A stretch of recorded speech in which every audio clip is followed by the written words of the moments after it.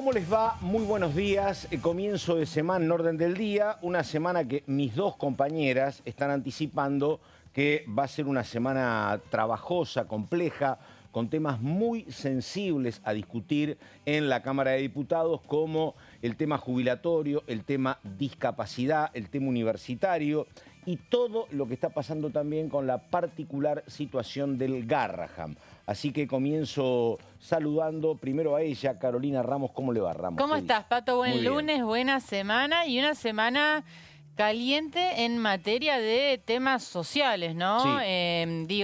Acabas de mencionar los tres más importantes. Esta mañana se convocó oficialmente a la sesión de este miércoles, que tiene como plato fuerte el tema jubilados y el tema discapacidad. En paralelo, Pato, el tema Garraham se va a abordar en el día de mañana en la Comisión de Salud. Recordemos que hay pedidos de informes hechos por diputados. María nos comentó la semana pasada uno de ellos, porque, claro, el conflicto sigue. Hubo una oferta por parte del gobierno que es desconocida por los trabajadores de esa institución, que sostienen que en realidad lo que busca el gobierno es dividir al movimiento médico. Recordemos que el aumento ofrecido fue solo para residentes, así que el conflicto promete seguir. Por estas horas los diputados están buscando quórum, ¿no?, para sesionar el día miércoles. Hay una apuesta fuerte del gobierno a quebrar, a desactivar la sesión. Y te agrego como último dato, Pato, mañana reunión importante de gobernadores Sí. en el CFI. Digo importante porque de esa reunión puede llegar a salir alguna definición en cuanto a la conducta que tengan los diputados de esos gobernadores al día siguiente en la sesión, ¿no? Un anticipo, ya dijeron varios gobernadores, ojo que esto es una reunión de gobernadores, no es un frente anti-Milei. Exacto. Y lo otro, como marco general, le contaba también antes de empezar que acabo de recibir una encuesta que es bimestral de la Universidad de San Andrés, donde preguntan varias cuestiones, intención de voto y demás, pero básicamente hacen hincapié 6 veces al año en cuál es la imagen del gobierno y del presidente. 49% a favor después de 17, 16 meses. No es un mal número y además tiene un nivel de permanencia importante a lo largo de todo este tiempo. Así que bueno, ahora ella también con otro tema muy sensible, María Caferata. ¿Cómo le va? ¿Qué dice? Buen día. Hola, Pato Méndez, hola, Caro, buen día. Sí, porque efectivamente mañana también va a ser el Ni Una Menos. Se cumplen 10 años desde la primera convocatoria de la sociedad civil en contra de la violencia de género. Surgió originalmente como una lucha contra los femicidios frente a casos muy específicos que habían adquirido notoriedad pública, pero fue diversificando en lo que hace a la violencia de género y la desigualdad en espacios de trabajo, el acoso callejero, y que después motivó otros debates como, por ejemplo, la legalización del aborto. El día de mañana se suspendió y va a haber diferentes convocatorias, pero la movilización más fuerte va a ser el día miércoles, con el objetivo de concentrar en la plaza de los dos congresos todas estas protestas que vimos la semana pasada y que ahora van a confluir en un solo punto. Es decir, vas a tener el movimiento feminista de Ni Una Menos el miércoles en la calle enfrente del Congreso. Los jubilados que marchan todos los miércoles van a estar ahí presentes. Recién veía un dato que hubo 15 protestas de jubilados en lo que va del 2025. Van a también estar los científicos del CONICET. El miércoles. Todo el miércoles. Van Sí. a estar también algunas organizaciones migrantes que están en contra de la reforma migratoria. Van a haber de las universidades, van a haber de familiares y prestadores en materia de discapacidad. Van a haber también, me parece, y también va a haber personal del Hospital Garraham. Así que va a ser una convocatoria que va a centralizar. Mientras en el Congreso de la Nación se están debatiendo muchos de estos proyectos, afuera en la calle va a haber mucha presencia callejera. Vos sos muy perspicaz, Caferata, así que habrás percibido lo mismo que nosotros. Hay un dato en esto que estás diciendo. Convocan todos movimientos sociales y hay ausencia de los partidos políticos, ¿no? Y de los sindicatos. Y de en los muchos sindicatos, casos. ¿no? Sí. Ese es otro dato, ¿no? Claro, la verdad. ¿Qué es lo que te dicen muchos los que están organizando, no? Es una convocatoria que tiene una legitimidad que es dada por el hecho que sale de manera espontánea, de manera sectorial, en base a problemas que han tenido algunos sectores, principalmente empleados públicos, si te lo Sí. pones a pensar, porque todo tiene que ver con el ajuste que hubo por parte del Estado. Y en las conversaciones que está habiendo con el gobierno se ve siempre esta tensión entre los que acusan que está partidizado y los que sostienen por parte de las convocatorias es, no, mirá, nos organizamos nosotros y vamos a confluir hoy, el miércoles, en el Congreso para poder darle otro empuje. Y también tiene que ver con un espaldarazo a los jubilados, ¿no? Claro. Vemos sistemáticamente todos los miércoles que se convocan acá fuera del Congreso.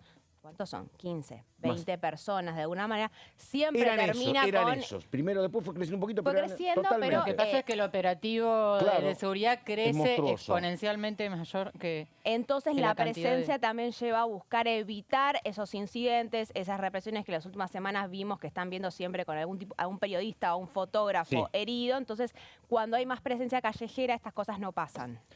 Bueno, muy bien. Tiene un tema que es embarazo no intencional. Después me explica de qué se trata.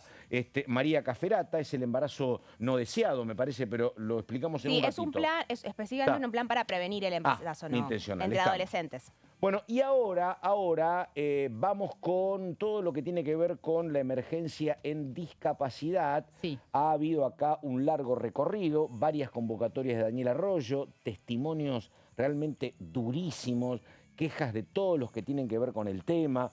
Algunos números también vi, no sé si los has observado, donde la verdad que tanto el gobierno macrista como señalan que acá había como certificados de discapacidad otorgados con mucha discrecionalidad. Sí. Estuve viendo números de Chile y de Brasil, donde la verdad que son números muy parejos y muy proporcionales a la cantidad de habitantes que hay, ¿eh?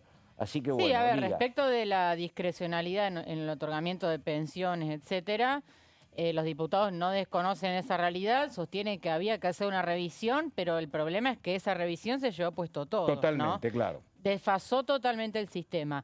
Y bien lo dijiste, Pato, es un tema que se cocinó a fuego lento, ¿no? En la Comisión de Discapacidad lentamente, después se aprueba el emplazamiento, se reúne con presupuesto y sale los dictámenes. Lo digo en plural porque acá lo estamos viendo en pantalla. Tuvimos varios dictámenes y acá es interesante, Pato, porque el PRO y la UCR no se niegan a discutir este tema, sino que tienen dictámenes propios. Tenés el dictamen de mayoría que lo firmó Unión por la Patria, encabezado por Daniel Arroyo, que presentó el proyecto original. También lo acompañaron Encuentro Federal, Innovación Federal, que es un bloque con presencia de gobernadores, Coalición Cívica y el Frente de Izquierda. Un buen conglomerado, ¿no?, de bloques opositores pensando en el número, ¿no? Pero después también tuviste un dictamen de minoría del PRO, que por ejemplo, ese dictamen lo encabeza el diputado Maquieira, que es un diputado de Macri, ¿no? Es uno de los Pampeano, del grupito macrista, exactamente, que por ejemplo plantea que hay que, lo vamos a ver más adelante, pero que se deben actualizar las prestaciones mensualmente por IPC. Así que ahí tenés un dato importante. Otro dictamen de minoría de Democracia para Siempre, que imagino que en última instancia se van a plegar a votar el dictamen de mayoría. Sí. Quizás seguramente tenga algunas modificaciones, pero es un bloque que seguramente va a acompañar. Y la UCR también tiene un dictamen propio y hablando con radicales me decían, la verdad, es muy difícil no acompañar un tema como este. Así que yo te diría, Pato, que si el quórum está el día miércoles, no sé si María coincide, los votos para aprobar la emergencia en discapacidad van a estar. Y más que nada porque está haciendo un poco la punta de lanza de la sesión del día miércoles. Hubo una convocatoria muy impresionante la semana pasada, el jueves, que se escuchaba hasta dentro del Congreso, con presencia de muchos familiares y personas con algún tipo de discapacidad. Y lo que se está buscando hacer es, como un poco, no sé si vos lo viste, Caro, convertir esa sesión que originalmente era un poco orientada a lo que tenía que ver con temas institucionales, como era la Comisión Libra, ahora tiene otro cariz y es una sesión fundamentalmente social. Sí. Exactamente, con el tema GN afuera y el tema Libra que sigue ahí como en un limbo. Veremos. Siguen veremos, pero es cierto, la sesión tomó otro color completamente, por eso los diputados que habían faltado en la última están un poco más presionados, si se quiere. Yo lo que te traje, Pato, en realidad son los números. ¿Por qué? Porque el gobierno, claramente en el intento de desactivar esta sesión, planteó el día viernes el costo fiscal de todo este combo de medidas. 12.000 millones de dólares. Exacto. Yo lo que traje son los números de la OPC, que es la Oficina de Presupuesto del Congreso, que es el órgano que asesora a diputados y senadores a la hora de evaluar el costo fiscal de una ley. Esto tiene como varios ítems, ¿no? El primer ítem es que con este dictamen, el de mayoría hablo, ¿no? El de Unión por la Patria, podría aumentar el número de beneficiarios por nuevas altas en las pensiones y la OPC calculó entre 493.000 y 946.000 personas. Son como distintos escenarios, ¿no? Uno es el doble de la otra. Sí, son Sí. dos escenarios diferentes. ¿Y cuál sería el impacto? Vamos a la próxima placa. Sería de entre 1.889.371 millones y 3.627.495 millones. O sea, entre el 0,2% y el 0,42% del PBI. O sea, esto es difícil de estimar porque tenés que ver qué personas van a volver a solicitar la pensión. Pero, en definitiva, estos son dos escenarios, el de mínima y el de máxima. Pero este es solamente uno de los ítems. Hay otro, vamos a la siguiente placa, que es un ítem fuerte que tiene que ver con compensación de emergencia a prestadores, una inyección de dinero extra a los prestadores que son, por ejemplo, los transportistas y los terapeutas. Siempre contamos acá lo que explica Daniel Arroyo respecto de el transportista cobra la mitad del litro de nafta, 500 pesos en lugar de 1.000. La mitad del litro de nafta, entonces muchas veces no puede transportar al beneficiario de la pensión, perdón, de la prestación las veces que tiene que ir y eso afecta el tratamiento de la persona. La mitad de las veces. Exactamente. Sí, claro. Y con el reclamo que está habiendo de demoras en los pagos de hasta 3, 4 meses, hay personas que no cobraron y que bueno, eso se va atrasando con lo que implica con la inflación, si bien se ha reducido. Obras sociales pasa lo mismo, efectivamente. Exacto, retrasos en los pagos y remuneraciones congeladas. Eso tiene un costo de 278.323 millones de pesos, según la OPC. Y hay un último ítem que tiene que ver con asignación para talleres protegidos, que son estos entornos donde las personas con discapacidad pueden adquirir herramientas para desarrollarse en el mercado laboral. Esto tendría un costo un poco menor, 7.160 millones de pesos. La verdad que, visto así, no mueve demasiado el amperímetro. Pero el gobierno, como decía, está abroquelado en la defensa de su plan de equilibrio fiscal y de déficit cero, ¿no? Perdóname, acá lo que no hay, y a lo mejor es para otro momento, pero ¿sabes qué? No hay una sola referencia a lo que denuncian acá tanto los que tienen alguna discapacidad como los familiares, que hacen hincapié en esto, pero los testimonios que vi yo hacen también mucho señalamiento de lo que pasa cuando van a hacer trámites al ANDIS, que es maltrato, burocracia eterna. La verdad, esta es una cuestión central. Hay mujeres que dicen, soy una empleada administrativa, no puedo maternar, porque hay respuestas negativas, te dicen tenés que esperar, vení mañana, te falta una firma. Es una cuestión tremenda. Desde lo emocional, te digo, es tan importante como la plata, y no veo que esté en la discusión. En el dictamen que yo recuerde, no hay medidas tendientes a desburocratizar el sistema. Eso seguramente, a ver, Pato, esto es una ley de emergencia. Entonces lo que se busca es, digamos, subsanar la crisis que está teniendo ahora el sistema. Crisis que en parte se desata por esta revisión integral, las auditorías, las famosas auditorías que emprendió el gobierno. Demoras en una silla de ruedas que está en Ezeiza y hace 8 meses que no la pueden sacar. No, los testimonios que escuchabas acá son eran todos tremendos. Son desgarradores, pero insisto, esta es una ley de emergencia. Exactamente. La revisión integral quedará para más adelante. Seguramente va a ser tema a futuro. Hay un último punto que es la OPC, lo que no pudo calcular. O sea, todos estos números que te traje antes son de mínima. ¿Por qué? Porque la OPC no pudo calcular. Primero, el impacto que va a tener la actualización mensual del nomenclador de aranceles, que es el listado donde vos tenés las prestaciones y el valor de cada una. Eso se va a tener que actualizar mensualmente, según el dictamen de mayoría. Bueno, eso no está calculado cuánto costaría. Y después... recordemos, no lo había mencionado, pero esta emergencia duraría hasta 2027, ¿no? Esto no es un dato menor. Fin del gobierno, primer gobierno de Javier Milei, claro. Y tampoco la OPC pudo calcular el refuerzo de programas presupuestarios del ANDIS, que esto tiene que ver con el congelamiento, las sucesivas prórrogas del presupuesto que hacen que siempre las áreas tengan el mismo presupuesto, a menos que el Ejecutivo reasigne partidas, ¿no? Y acá lo que vemos es el emplazamiento a comisiones. ¿Por qué? Este debate fue posible gracias a que en el recinto se aprobó el emplazamiento de las comisiones de discapacidad y de presupuesto. Y si vos ves los números, Pato, la verdad que son un aliciente, ¿no? 126 votos a favor, 70 en contra y 15 abstenciones. Con estos números el proyecto saldría aprobado, ¿no? Primero, por supuesto, tiene que haber quórum, pero 126 votos y bueno, te da un piso. No son los 129, pero como se necesita mayoría simple, podés con menos de 129. Y ahora vamos a lo último, que son textuales de A ver. Daniel Arroyo, que fue el principal impulsor de esta emergencia en discapacidad. Dice: el sistema de prestaciones de atención a las personas con discapacidad está totalmente desacomodado y desfasado, dice Arroyo.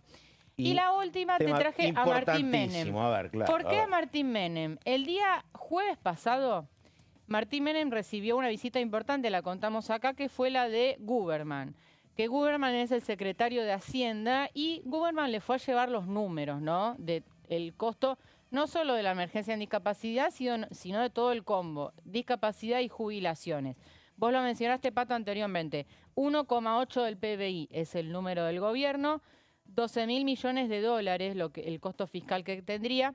¿Y qué dijo Menem el día viernes? O sea, después de la reunión con Guberman: no caigamos en la trampa de quienes se empeñan en que el gobierno fracase con el único objetivo de volver al poder y sostener sus privilegios. Una consulta a ambas, ¿no? Porque lo que creo que puede pasar parlamentariamente, imagínate que hay un escenario optimista para la oposición, es que esto se vote a favor y que se aprueben diputados y que vaya al Senado y también se apruebe. Escenario optimista, suponete que acompañen, como vos decís, el PRO o la coalición cívica. ¿Qué vendría después? Vendría después lo que está señalando explícitamente Martín Menem, vendría el veto. ¿Y qué pasa con el veto? Con el veto vamos al empate social. Va a haber un 50% indignado, que a ver si cómo puede ser esto, y va a haber otro 50% que o no sabe, o no le importa, o dice está bien. Digo por las encuestas que estoy mirando, donde no está el tema puntual de la discapacidad, pero han pasado otras cosas y ese respaldo no se mueve. Digo, sí. ¿Puede ser lo que venga eso? No sé, pregunto. A ver, se especula mucho con la posibilidad, o mejor dicho, los aliados le están pidiendo al gobierno que tenga algún tipo de gesto para evitar tener que llegar a la situación de sancionar la ley y el veto, porque claro, el veto es incomodísimo en un contexto donde estamos en un año electoral, que es un factor que no estaba el año pasado. Yo preguntaba la semana pasada si había algún anuncio previsto, me lo descartaron. Pero bueno, el trámite es largo, recién arrancan diputados, luego vendrá Senado. Hay que ver si el gobierno finalmente cede y anuncia algún tipo de medida para subsanar esta situación. Una pregunta para complicarlo al gobierno. A ver, digo, el gobierno que no tiene presupuesto, digo, ¿aumentó el porcentaje para discapacidad o no lo aumentó? ¿Sigue manejándose con el del 2023? Entiendo que no, porque uno de los puntos del dictamen es una reforzar el presupuesto del ANDIS. Claro, pues es una pata muy floja, ¿no? Sí, que fue lo que está sucediendo en muchísimas áreas, que son las consecuencias. Pero en la universidad por lo menos hubo plata para lo que era el funcionamiento, ¿te acordás? Sí, pero el resultado de qué fue eso también. La presión, la marcha más importante opositora que hubo el año pasado fue las universidades. Yo te voy a responder lo que me responden los diputados cuando le pregunto eso. Periodista, baje la ansiedad. ¿Periodista qué? Baje la ansiedad un poquito. Estamos trabajando todavía en conseguir el quórum para el miércoles. Claro. El veto es un tema muchísimo más adelante. Sí. En principio, porque a ver, recordemos, no es que estamos hablando sobre el aire, hace 2 semanas se intentó avanzar con una sesión y no se consiguió el quórum. Entonces, no es un escenario muy propicio. Es cierto que no es lo mismo no dar quórum para una sesión que de vuelta el eje giraba en torno a la Comisión Libra que hacerlo este miércoles con miles de personas en la calle. Bueno, vamos a ver qué nivel de convocatoria tiene, pero en principio con los médicos del Garraham, con los científicos del CONICET, con los jubilados, con las mujeres del Ni Una Menos, presionando para que haya una sesión y que la punta de lanza de vuelta sea el tema de discapacidad y de los jubilados. Entonces, es otra sensibilidad social que se está dando. Además, que es lo que lleva después a lo que vos preguntabas, Pato, a ver, ¿qué va a pasar con un veto? Porque inevitablemente siempre que se habla de estos proyectos pensamos en el veto. Bueno, dependerá del nivel de presión social que haya y el cálculo electoral que haga el gobierno. Porque dicho sea de paso, ¿qué pasó este fin de semana? Hubo una propuesta de incremento a los residentes del Garraham Totalmente. a raíz de las protestas de la semana pasada. Sí. Es cierto, lo que te dicen en el Garraham es que los residentes, que son los que encabezaron la protesta, representan el 10% de la Totalmente. planta, ¿no es cierto?, Sí. del Garraham, y mañana va a haber una asamblea para ver cómo avanzar. Pero hay un juego de fuerzas que cuando Sí. se presiona, hay respuesta del gobierno. Y otra cosa, ¿no? A ver, digo, por supuesto que está muy documentada cuando habla Ramos, pero Ramos dice, hay un proyecto del PRO para atender la discapacidad Sí. y está Maquieira. Ahora digo, ¿alguien de Maquieira, además de Maquieira, se va a sentar? Porque vos ves lo que pasa en el PRO. Lo han dejado tan solo al pobre Jorge Macri. Digo, Mauricio se fue a Europa. Digo, yo no sé si va a haber alguna voluntad para acompañar esto. Digo, cualquier cosa que sea confrontar con el gobierno, le escapan como a la noche oscura. Es cierto. Y de hecho, La Pato, verdad. la muestra más clara la tuviste la semana pasada cuando venían de enfrentarse en durísimos términos Claro. en la elección porteña y aún así el PRO no bajó, ni siquiera los más, digamos, algún diputado que podía llegar a bajar, algún diputado como más moderado, ninguno bajó del PRO. El PRO se reúne los martes, así que mañana va a haber una definición respecto de qué hacer con la sesión, pero hasta el momento se han mostrado unidos en los papeles, por lo menos, porque la división al interior del bloque tácitamente está, pero no han colaborado hasta ahora con la oposición, así que vamos a ver si se mantienen en esa línea. Es más, ¿qué pasó 2 días después de que Javier Milei no lo saludara a Jorge Macri en el TDOM? Se reunieron O al día siguiente, me Santilli y parece. Cristian Ritondo Sí. en Casa Rosada con Pareja Sebastián y Pareja Karina. para definir las listas en la provincia de Buenos Aires. Entonces, hay un sector del PRO que avanza como de lugar y el macrismo con su líder que se tomó un avión y se fue de Sí. viaje, que está dejando hacer. En principio se está dejando hacer y acá el jefe político, de hecho, está haciendo Ritondo. Mira, el viernes hablé con una consultora que en su momento era muy cercana al PRO. Hicieron un muy lindo trabajo donde le preguntaban a la gente si estaba a favor o en contra de los modos de Milei. Le preguntaban a los votantes de Unión por la Patria, a los votantes de la Libertad Avanza y a los votantes del PRO.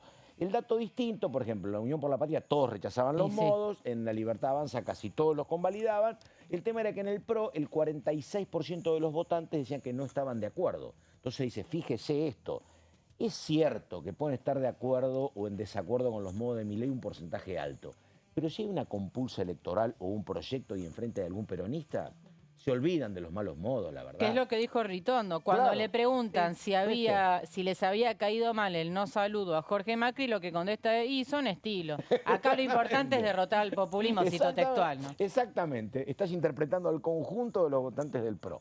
Bueno, estamos con Carolina Ramos, estamos con María Caferata, esto es Orden del Día, ya venimos.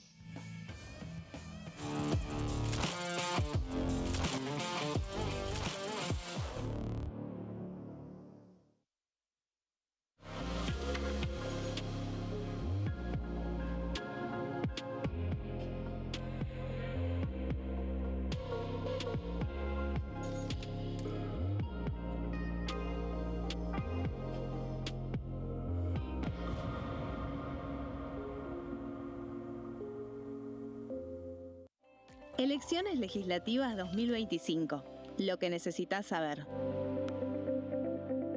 El 26 de octubre, cada provincia elegirá a sus representantes en la Cámara de Diputados de la Nación. ¿Sabés qué bloques renuevan bancas? Este año se renuevan 127 bancas, la mitad de los diputados. Unión por la Patria renueva 46 bancas. El bloque de la Libertad Avanza renueva 8 bancas. El bloque del PRO renueva 21 bancas. La Unión Cívica Radical renueva 11 bancas. Encuentro Federal renueva 7 bancas. Democracia para Siempre renueva 9 bancas. El bloque del Frente de Izquierda renueva 4 bancas. Coalición Cívica renueva 4 bancas. Otros bloques renuevan 17 bancas. Elegí a tus representantes, tu voto, tu voz, tu futuro. Para más información, ingresá en www.elecciones.gov.ar. www.argentina.gov.ar/elecciones-medio 2025.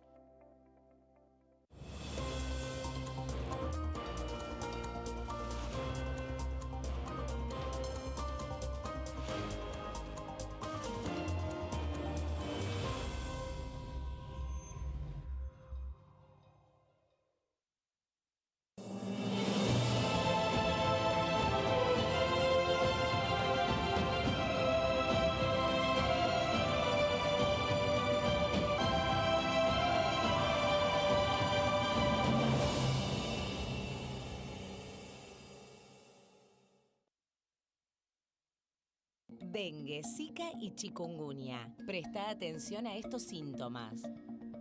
Si tenés fiebre alta, 38 o más, de 2 a 7 días de duración y dolor de cabeza, en especial detrás de los ojos, muscular y de las articulaciones, diarrea, dolor abdominal, náuseas y o vómitos, malestar general, cansancio, decaimiento, erupción en la piel, sangrado en nariz, encías u otras partes del cuerpo, no te automediques.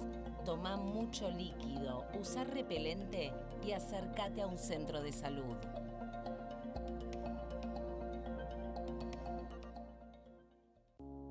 Las sesiones son el espacio donde los diputados debaten proyectos de ley para su aprobación, modificación o desaprobación. En una misma sesión se pueden tratar varios proyectos de ley. Desde el 1 de marzo, cuando el presidente las inaugura, se desarrolla el periodo de sesiones ordinarias. Entre el 1 de diciembre y el 28 de febrero se extiende el periodo de sesiones extraordinarias que solo pueden ser realizadas a pedido del presidente de la Nación. En el recinto, el bloque oficialista se dispone a la derecha del presidente de la Cámara, el bloque opositor mayoritario a la izquierda y en el centro los bloques con menos cantidad de integrantes.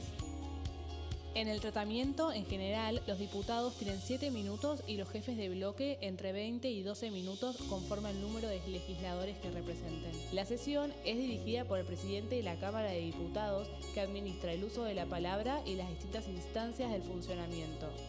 A la izquierda del presidente está el secretario administrativo, a la derecha el secretario parlamentario y debajo de él están los taquígrafos, que registran cada uno de los testimonios.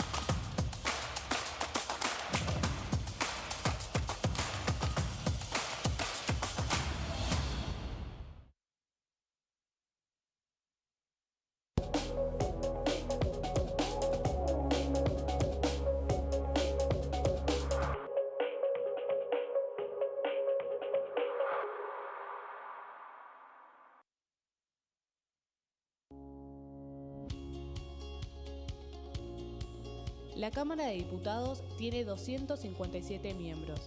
Los diputados debaten y sancionan leyes que rigen en todo el territorio nacional. Algunas de las más importantes son el presupuesto de gastos generales del Estado, el Código Civil, el Código Penal, la forma en que se rige el trabajo, las jubilaciones, entre tantas otras.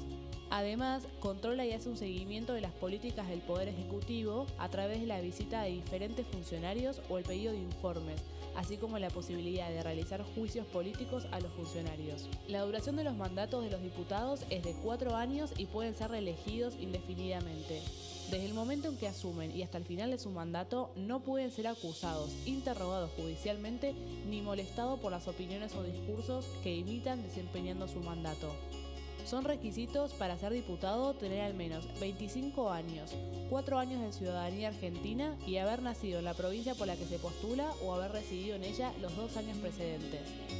Se agrupan en bloques que expresan partidos políticos o afinidad ideológica.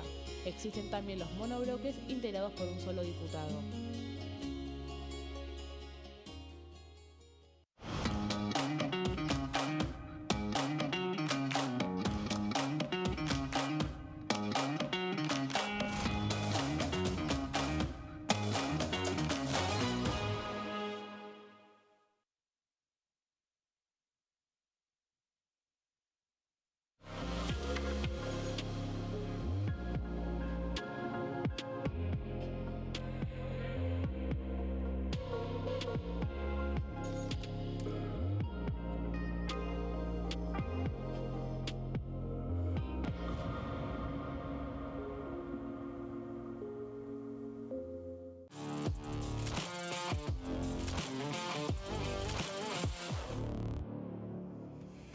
Bueno, empezamos enseguida con María Caferata, pero antes 10 segundos, consulta a ambas. A ver, sesión del miércoles ¿es?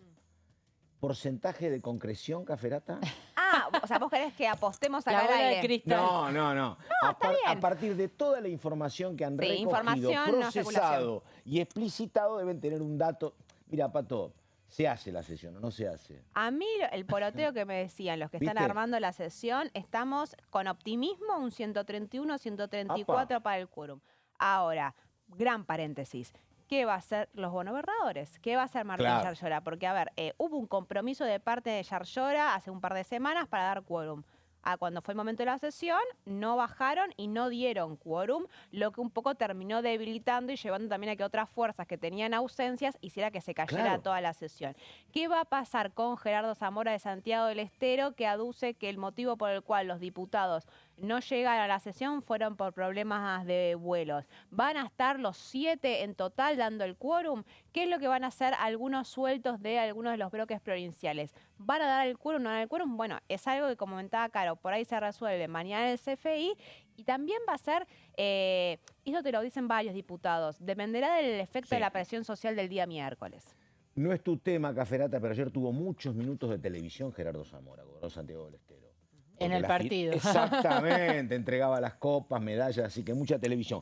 Bueno, dice que están contando con optimismo 131. Sí, tengo. ¿Mismo cálculo? Sí, hablé hoy esta mañana con algunos ¿Viste? diputados que me decían que en principio están bien, pero bueno, insisto, mañana reunión clave en el CFI y como dice bien María, el clima en las calles va a ser importante. Y además digo, bueno, lo vimos hace unos días, ¿no? Hay un efecto, Eugenia Ianelo es la senadora, la diputada por Chubut, Claro. que también puede pasar, que era inesperado. No te lo contaban a eso, ¿no? Sí, pero bueno, que era sí, uno ya de los sé, casos. No está el tema auditoría, pero, viste, qué sé yo. Sí, hay una... Vamos a hacer una pequeña aclaración. Tema auditoría y tema Libra. Son conversaciones que todavía se están dando, pero están viendo que en pos de hacerse con el número en la sesión del miércoles, auditorías ya está fuera, Sí. podemos decirlo, ¿no es cierto?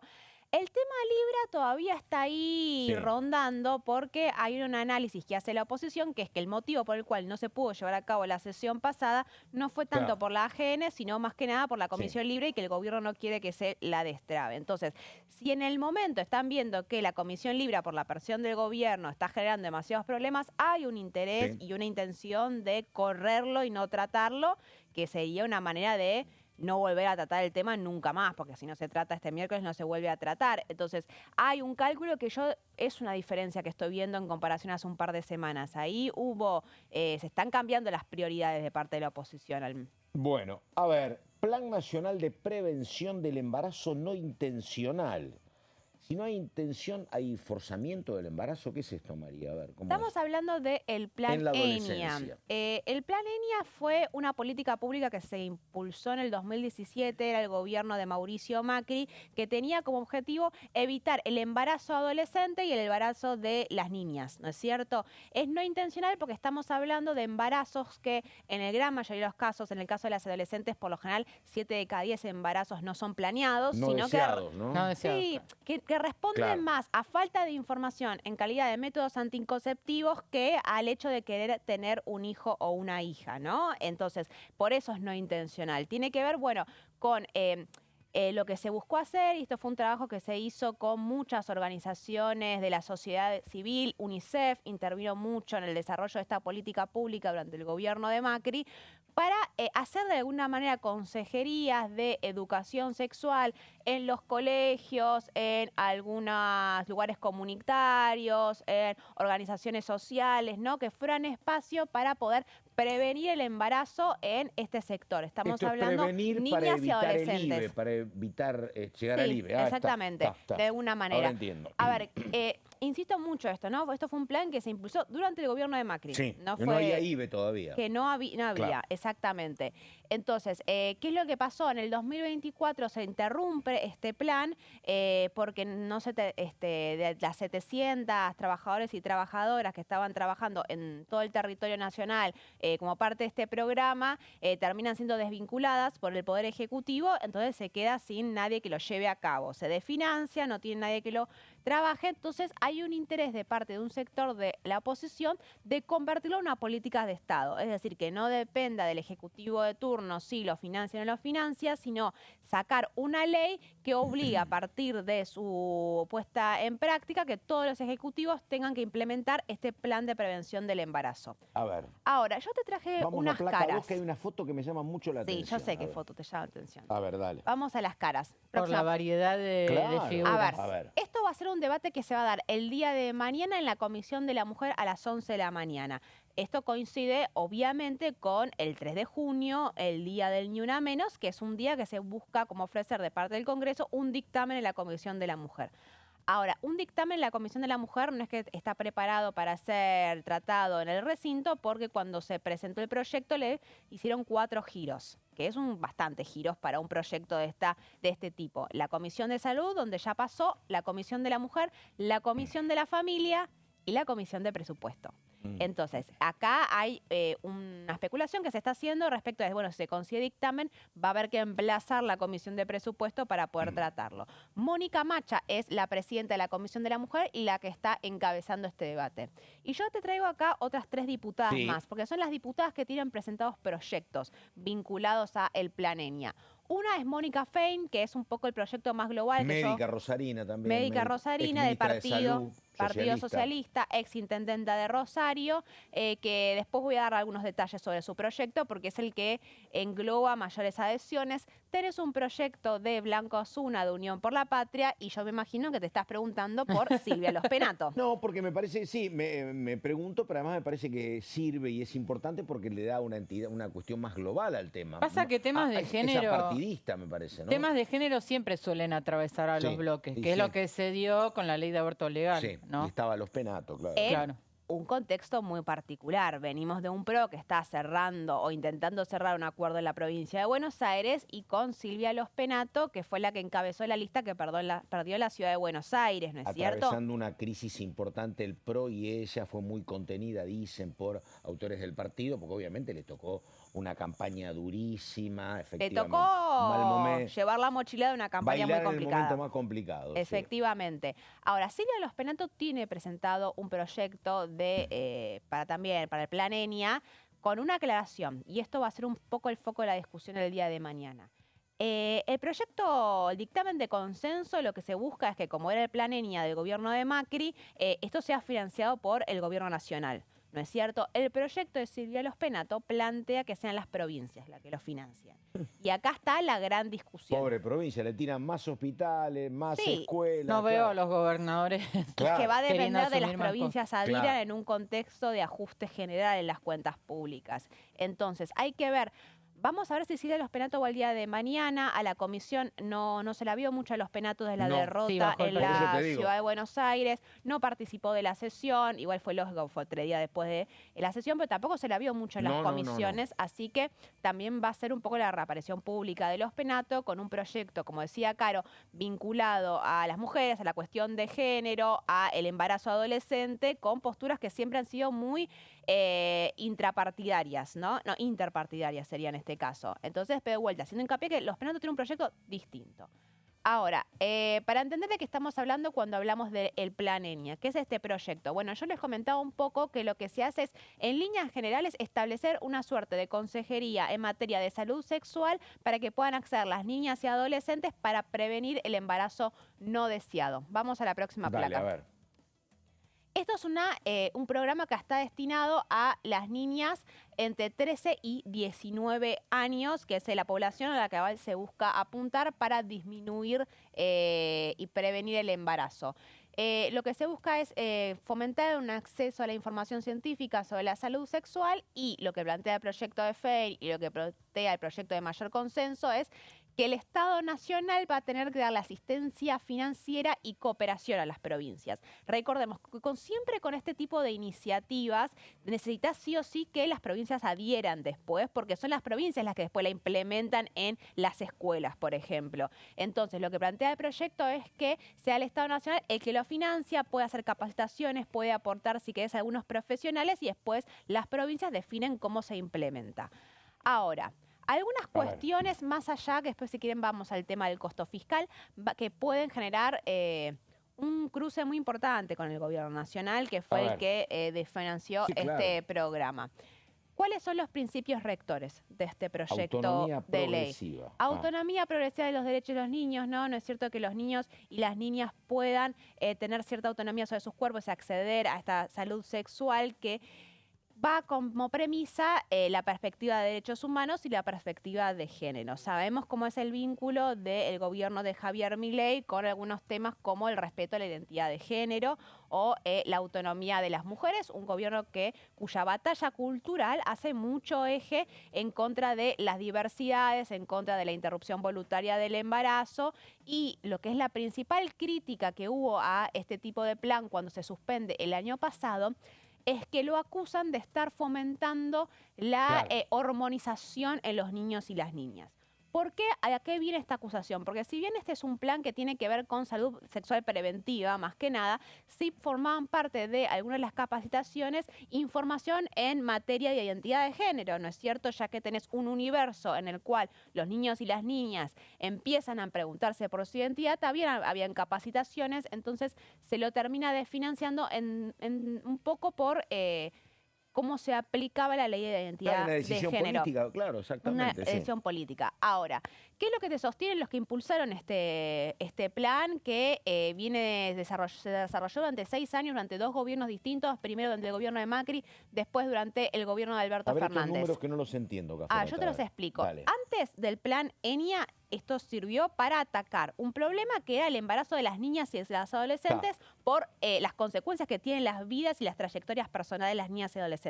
¿Qué consecuencias tienen en muchos casos cuando son muy chiquitas y quedas embarazada? Tenés problemas físicos, del propio desarrollo físico de las chicas. ¿Tiene problemas el bebé? Tiene problemas el bebé, tiene problemas también psicológicos. Y lo que es lo más importante, y después te voy a mostrar algunos datos, en el desarrollo personal de esas chicas. Y es muy complicado conseguir trabajo, seguir estudiando, cuántas terminan el secundario, el estigma, tener que hacerse cargo de ese niño y esa niña, y el hecho de vuelta que la gran mayoría de los casos, en el caso de las adolescentes yo había visto un índice que era de 7 de cada 10 embarazos no son planeados. Claro. Y en el caso de las niñas son indicios muy claros para detectar casos de abuso sexual infantil. Intrafamiliar ahí. Y por lo general es intrafamiliar. Entonces esas capacitaciones, cuando aparece una niña que está embarazada de 12 años, son casos para detectar abuso sexual también. Claro. Y yo estaba pensando en embarazos de 17, 18, pero es cierto, totalmente. 13 años. Claro, lo intrafamiliar es muy común, claro. Entonces, y lo que te decía es, bueno, ¿fue efectiva esta política para disminuir el embarazo de las niñas y las adolescentes? Decían, en el 2017, cuando se define empezar a implementar el plan, tenías 94.000 nacimientos de chicas menores de 20 años y 2.400 embarazos de chicas menores de 15. Claro. Después de la implementación, en el 2021 se vuelve a hacer un relevamiento, estos son datos del Ministerio de Salud, una reducción del 50%, prácticamente. 46.000 nacimientos de adolescentes, y esto hay que prestar atención, 1.900 de menores de 15. Bajó menos en comparación a las adolescentes, hay que prestar atención por qué es el motivo que nació menos en el caso de las chicas, pero hubo una disminución en la tasa de fecundidad de las adolescentes del 50% de los casos. Entonces lo que te dicen las impulsoras es, funcionó el plan ENIA, tuvo un objetivo y lo cumplió, hay que seguir trabajándolo. Y después lo que te decía un poco de las consecuencias que pueden tener las adolescentes fundamentalmente, pero también las niñas que terminan embarazadas. Esto es un dato del Fondo de Población de las Naciones Unidas que hace para América Latina. Solo el 38% de las madres adolescentes terminó el secundario después de quedar embarazada y tener un hijo o una hija. Y solo el 3% de estas madres llegó a cumplir un terciario. Universitaria, carrera universitaria, el 1%. Es que si no tenés un andamiaje de sostén familiar de tu madre, de tu padre, digo, es imposible sostenerlo, ¿no? ¿Quién cuida al bebé, por ejemplo, ¿no? Bueno, y acá, y lo otro agregado, este es el dato, si querés, social y humano. Y después tenés el argumento en los tiempos que corren. ¿Cuál es el ahorro que podría implicar? Es un cálculo que hacen también trabajando con muchas ONGs de implementar este plan. Te dicen, vos podés ahorrarte un 0,16% del PBI en los costos de atención por el parto de estas chicas que en muchos casos son de situaciones muy vulnerables, ¿no? Entonces, lo que te dicen es, vos ahorrás dinero implementando este plan a través de no haber costos en atención médica y lo que llaman el costo que vos podés generar a nivel de desarrollo humano de muchas chicas que podrían llegar a profesionalizarse y a aportar, que no pueden hacerlo precisamente porque sus trayectorias laborales y universitarias se interrumpen debido a esto. Bueno, muy bien. A ver, me quedan los últimos 6, 7 minutos, muy amplios los dos informes.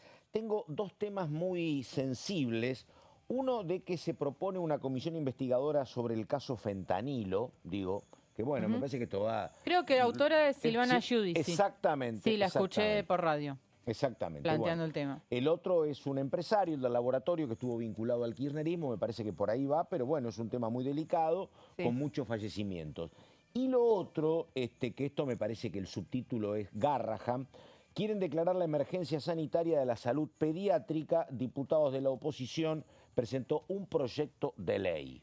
Sí, sí, también, es cierto. Es por el Garrahan. Bueno, mañana, mira, justo estaba viendo la agenda de comisiones y mañana vas a tener varias reuniones muy importantes. Vas a tener salud con el tema Garrahan, que seguramente va a estar siendo parte del debate. Después también vas a tener otros temas. Legislación penal se va a tratar, ¿te acordás de la ley antibarras? ¿Te acuerdan? Claro. Este proyecto que, dicho sea de paso, la otra vez estaba mirando, es el único proyecto que envió el Ejecutivo en este primer trimestre de ordinarias. Es esta famosa ley antibarras y van a venir funcionarios del Ministerio de Seguridad y funcionarios de la AFA y de la FIFA a exponer sobre este tema, reunión informativa. Después vas a tener la bicameral del niño, Defensoría del Niño, que quedó acéfala desde la semana pasada cuando corrieron a Marisa Graham. Seguramente se va a iniciar el proceso para designar a su reemplazante. Y también, Pato, reunión de la Comisión de Defensa con Luis Petri. El ministro de Defensa va a venir a diputados a responder preguntas, seguramente de muchísimos temas. Me animaría a decir que uno va a tener que ver con este decreto que pasó bajo el radar en el verano, ¿se acuerdan? Que modificó el marco de actuación de las Fuerzas Armadas para que puedan intervenir en seguridad interior. Así que ahí ya te planteé 4 reuniones importantes para mañana. Hablando de Petri, debería consultarlo a mi amigo Mardones, porque hay un lío en Mendoza tremendo entre Petri y Cornejo. Una pelea... Y la disputa por la sucesión. Exactamente, exactamente. Bueno... Y lo otro, digo, con el Garrahan está lo que planteaba María, porque va a haber concentraciones también, María, ¿no? El miércoles. Sí, también prestemos atención. El martes, mañana va a haber una asamblea en el Hospital Garrahan de todos los médicos profesionales de salud y administrativos para ver cómo hacer para avanzar con las protestas. Recordemos que hay una conciliación obligatoria, es decir, que legalmente no pueden participar de medidas de fuerza, no pueden realizar un paro por 15 días y que la propuesta que se hizo durante el fin de semana por parte del hospital y del gobierno nacional de incrementar el sueldo de los residentes a 1,3 millones es solo para los residentes. Hay que ver cuál es la propuesta y cuál es la oferta para el resto de los profesionales que integran el Garrahan y cuál es la decisión de los residentes, ¿no? Hasta acá, viste que el gobierno, yo no sé si porque el gobierno tenía el detalle o porque no quería, pero no apuntaba, decía los gremios. Y la cuestión gremial es, bueno, pero ¿cuáles son los gremios? Porque podés tener gente de UPCN, tenés contratados del Ministerio de Salud, tenías gente de ATE, bueno... Ahora, por lo que viene el comunicado, van básicamente contra ATE, así que no sé qué va a pasar también ahí con ese choque, ¿no? La verdad que no sé. Sí, Sí, hay que ver de vuelta. Recordemos que los residentes que están organizados como forma de residente, no sé, imagino que estos días escucharon los testimonios de varios. Ellos tienen, no son ATE, ellos tienen contratos con el Ministerio de Salud. Tienen comentarios, sí, Claro. y también están organizados por fuera del sindicato, Sí, lo que también, había visto sí. fundamentalmente los residentes, que son los que impulsaron primeros el reclamo. Después sí, tenés a los delegados de ATE que también participan. Pero lo que acá un poco busca el gobierno nacional es el romper esa alianza que hay entre todos los sectores que integran el Garrahan para ver si lo que son la punta de lanza, que son los residentes, terminan acordando y el resto de los profesionales de salud, bueno, ¿qué es lo que hacen? Seguramente mañana martes se va a definir en la asamblea. Y una cuestión, porque yo la escuchaba, creo que era María, la que hablaba de lo que está pasando con el tema Libra. Digo, el gobierno se las va componiendo con el apoyo del PRO, con el apoyo de Radicales Peluca, para lo que parecen en algún momento temas muy calientes, el gobierno te los mete en el freezer, ¿no?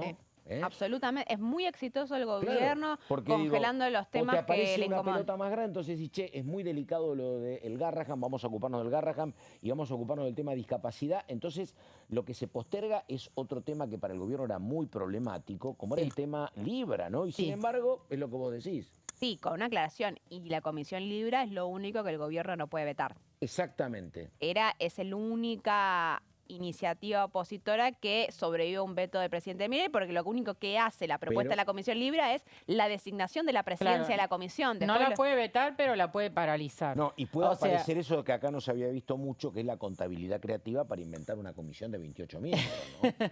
La verdad, sí, exacto. es muy talentoso. Pero digo, la oposición está tratando de designar un presidente. Sí, claro. En caso de que lo logren designar, después hay otra pelea que sigue, que es el quórum en la comisión. Están empatados. Entonces, si el oficialismo quiere, puede vaciar la comisión y dejarla sin quórum. Digo, no se termina la pelea acá. Y decime, puede ser que vos, digo, te sacás el traje, te pones el traje, puede ser.